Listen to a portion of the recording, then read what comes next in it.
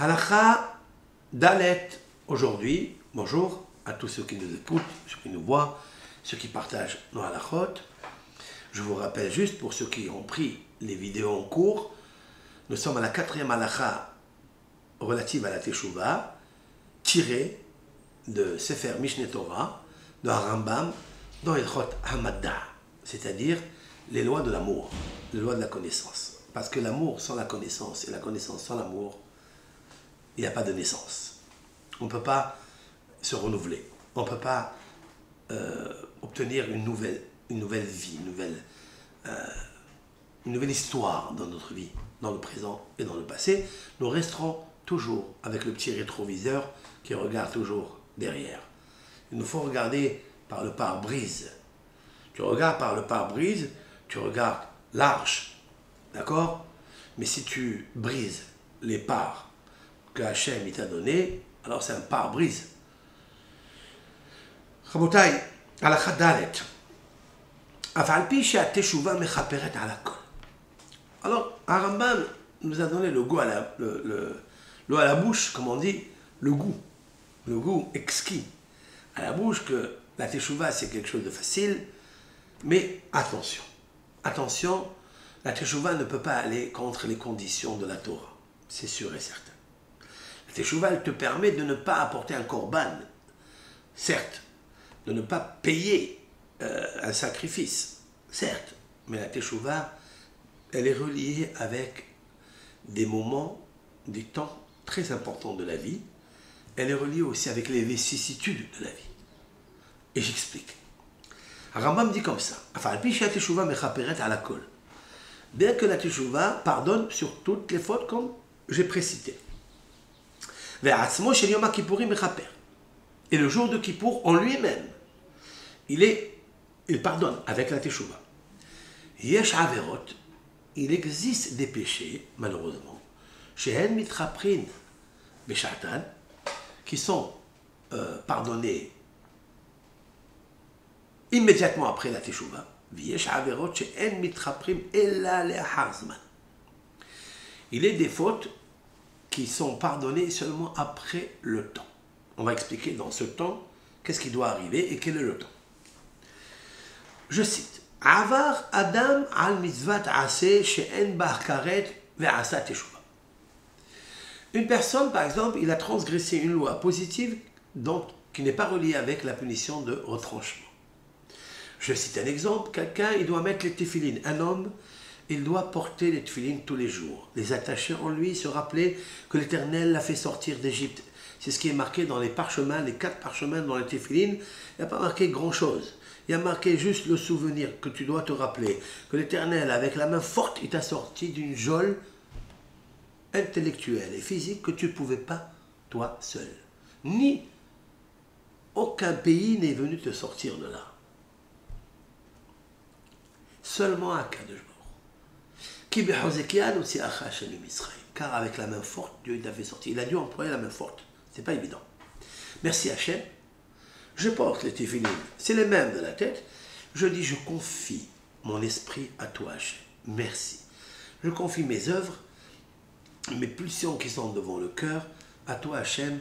Au lieu d'être à la geôle intellectuelle égyptienne, dans la détresse, dans la dépression, dans l'amertume, dans les mauvais décrets qui se sont passés là-bas, comme nous le rappelons dans la Haggadah de Pessah, maintenant, moi, je suis dans une geôle intellectuelle, la tienne. Je suis avec toi, Kadosh. Je m'attache. Je m'attache à toi. Cette mitzvah, elle est tellement importante que peut-être quelqu'un n'a pas fait bar mitzvah, qu'il n'a jamais mis les téphilines. Si vous connaissez, dites-lui, partagez avec lui cette vidéo, cette petite vidéo de halakha dalet.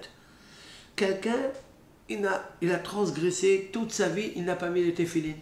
Mais les téphilines ne sont pas passibles de retranchement. C'est une mitzvah d'aseh, loi positive. Toutes les lois positives de la Torah n'ont aucune relation avec la punition de karet ou mitat beddin, c'est-à-dire la mort par un tribunal terrestre ou par le ciel, rien. Alors, à quel moment on punit cet homme-là? La Gemara dit Be'idan ritha. En araméen, Be'idan, ça veut dire au moment ritha de colère, lorsque l'Éternel, il est en colère par un événement qui s'est passé dans le monde à cause des péchés que tel ou tel pays fait, ou telle ville fait, ou telle personne fait dans une ville, l'Éternel se met en colère. Et dans cette colère, il va envoyer le malach, il envoie l'ange, et en même temps, celui qui n'a pas mis les téphilines, indirectement, il est puni. Voilà ce que dit le Talmud. Cette personne-là, qui n'a pas mis les téphilines, alors, il fait teshuva. Il est marqué, s'il fait teshuva, enozaz misham ad shemohalim lo.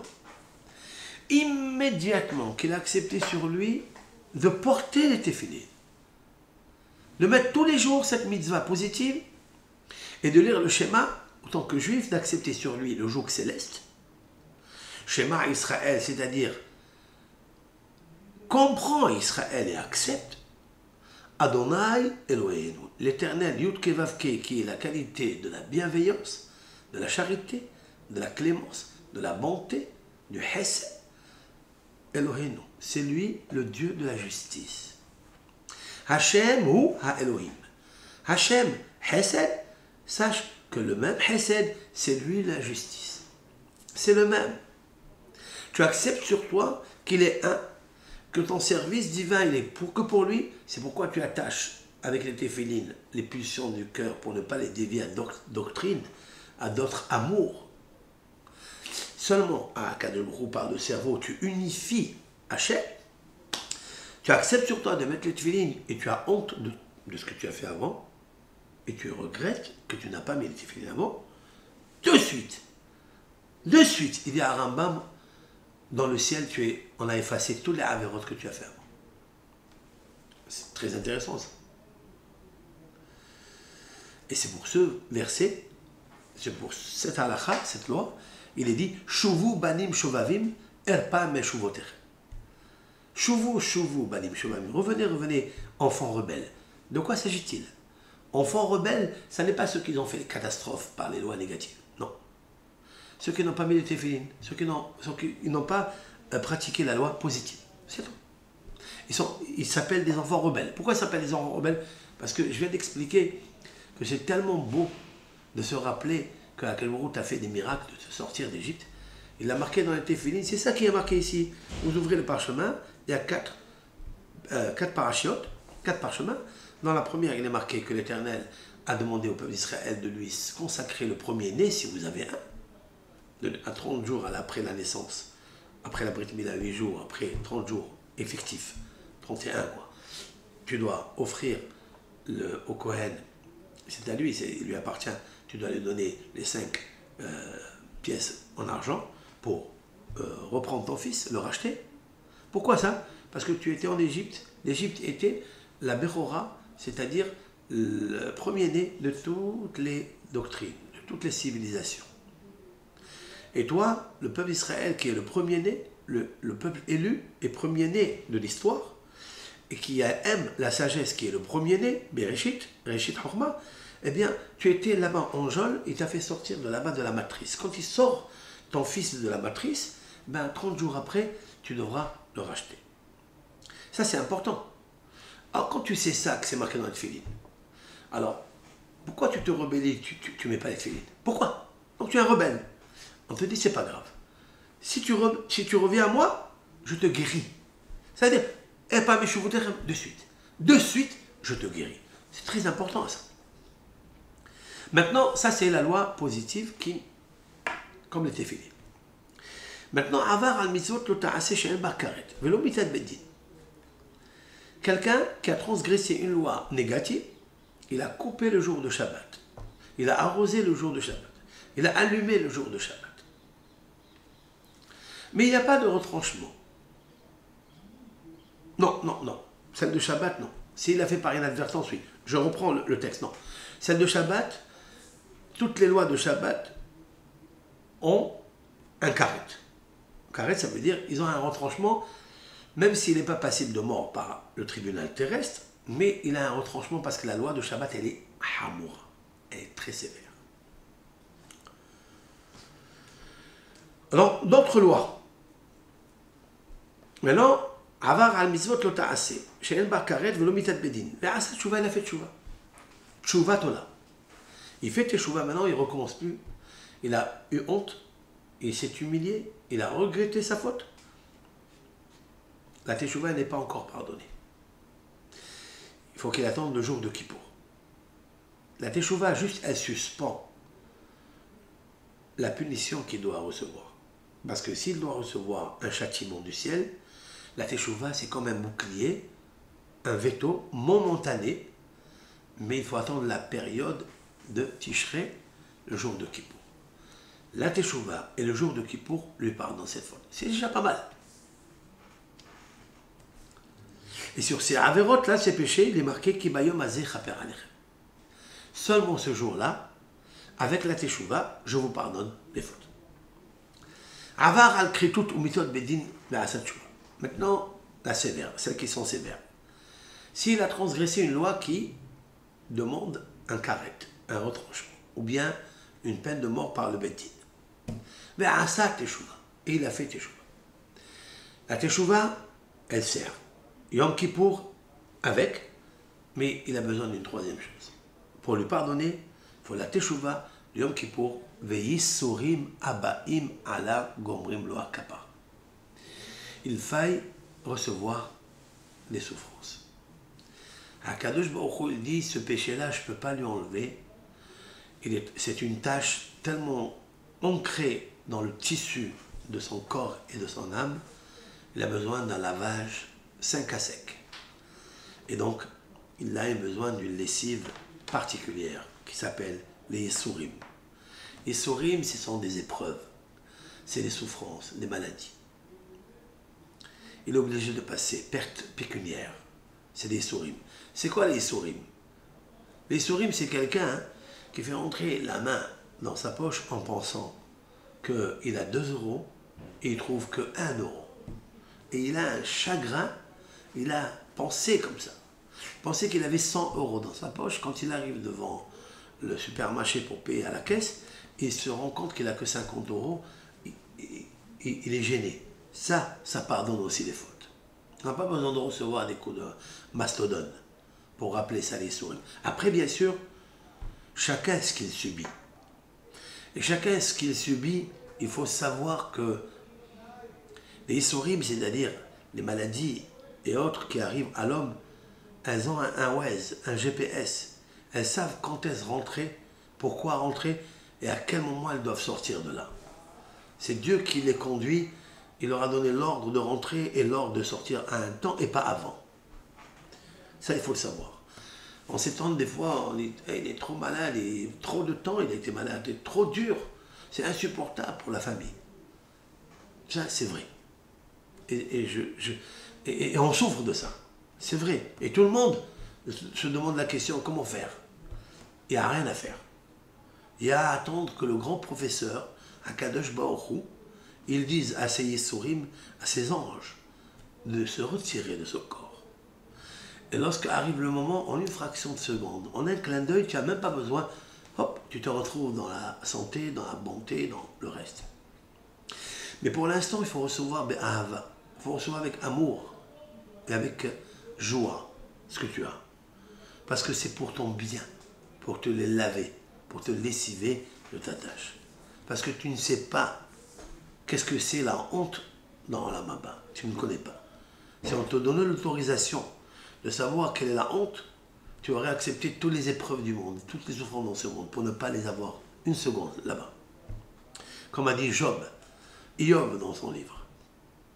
Voilà donc, si quelqu'un, il a fait un péché qui est haïf karet, comme j'ai expliqué, il a mangé du suif, ou quelqu'un, il a transgressé le Shabbat, il est monté en voiture, il y a 10 personnes qui le voient, et il s'en fout. Il faut savoir qu'il a le karet. Et si on l'a averti, 2 témoins lui ont dit, ne fais pas ça, ne fais pas, il le fait, il est passible de mort par le Bedin. Il n'y a pas de Bedin aujourd'hui. Mais il faut qu'il marque dans le calepin, moi, tel fils de tel, j'ai commis une avéra gravissime le jour de Shabbat. Il faut qu'il le marque. Ah, comment faire? Il faut faire teshuva. Tu as fait teshuva, ça ne suffit pas. Ce n'est qu'un bouclier pour ne pas que le châtiment arrive. Il faut attendre le jour de Kippour, et le jour de Kippour prend sur toi de ne plus refaire la Havera, mais ça ne suffit pas. Si quelqu'un, il a commis une faute avec une fille Nida ou avec sa femme, il ne sait pas, là il est Hayav Karet. Il doit faire une grande teshuva, il doit attendre le jour de Kippour. Et quand il a des pertes pécuniaires, ou quand il est gêné quelque part parce qu'il a eu honte, ou etc., ou il a une maladie, ou ses enfants subissent des maladies, il doit être fort et accepter sur lui cela. Ces trois choses-là lui pardonnent la faute qu'il a faite.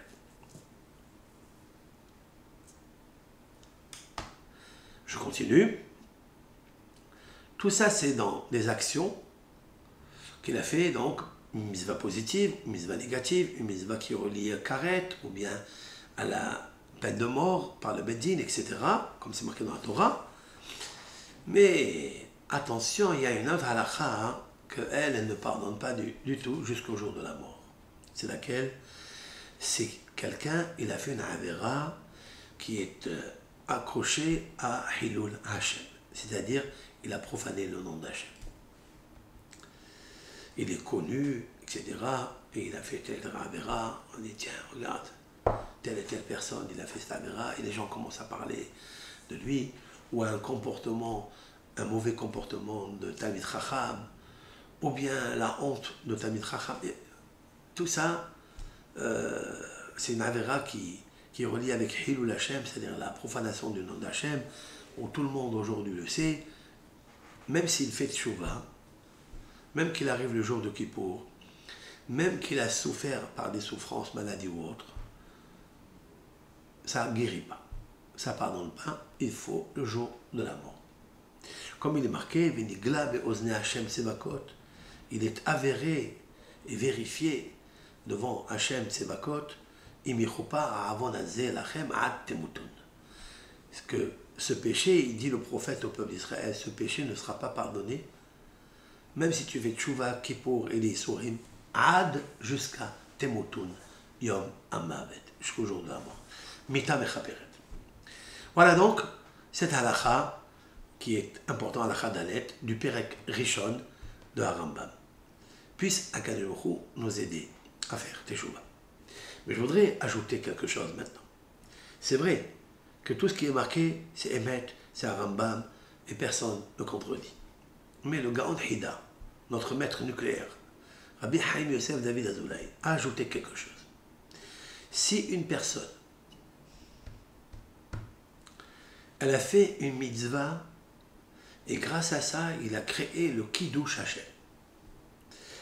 Par exemple, il était dans une synagogue en train de prier. Et une personne, par inadvertance, elle l'a poussé. Et lui, il se retourne et lui dit, mais pourquoi vous m'avez fait une chose pareille? Qu'est-ce qui se passe? Mais vous m'avez frappé, vous m'avez fait... Il invente quelque chose et ça, devant tout le monde, il reçoit une humiliation grandiose. Avec des injures, avec des offenses. Et il se tait. Il ne parle pas. Il baisse la tête. Pour le kavod de Hachem, il se tait. C'est une synagogue, devant le kahal, il dit rien. Il faut qu'il soit préparé à ça. À Kadosh Baruch Hu, il lui pardonne de suite. Avec le jour de Kippour. Et peut-être, il n'aura plus les Issourim qu'il devait recevoir.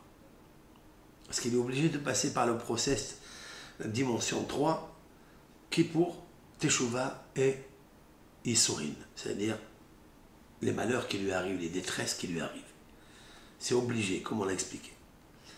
Mais le fait de se taire et de ne rien dire, alors que tu es dans la colère et que tu n'as rien fait, et tu te tais pour le kavod de Hachem, tu as fait Kiddush Hachem. Kiddush Hachem, il répare toutes les avérotes.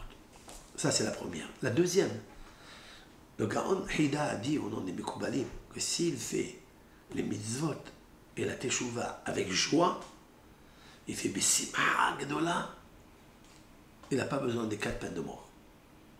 Comme ça, il a expliqué le Rav Hida. Pour cela, j'apporterai un cours bien élargi, bien détaillé. Kol Tov Lachem pour ce Perek Rishon de Teshuvah.